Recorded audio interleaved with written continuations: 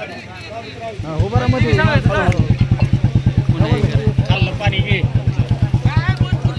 700 कोटीचा घोटाळा करणाऱ्या त्याला पैसे आहेत म्हणायचं. शेतकऱ्याला काय बोलायचं. नमस्कार शेतकऱ्यांनो, आपण आज मेंढा गावात आलेलो आहे आणि मेंढा गावची काय परिस्थिती आहे आपण कावळे सरांकडे ऐकून घेऊया. बोला सर.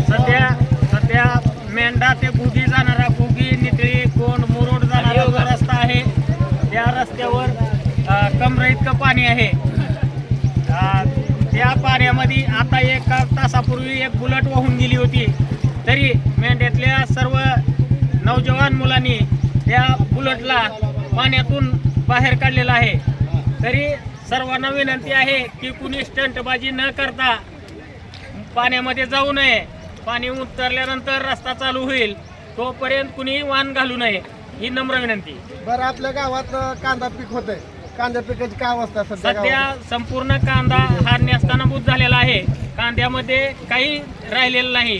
सध्या करपा, भुरी आणि पाणी याच्यामुळं कांद्याचे रोप असतील, कांदा असेल, तो सध्या संपूर्ण नेस्तानाबूत झालेला आहे. बरं, तुम्ही म्हणजे शेतकऱ्याकडनं शासनाला तुम्ही काय सूचित करता? या सध्या नुकसान म्हणायचं झालं तर भरपूर नुकसान आहे.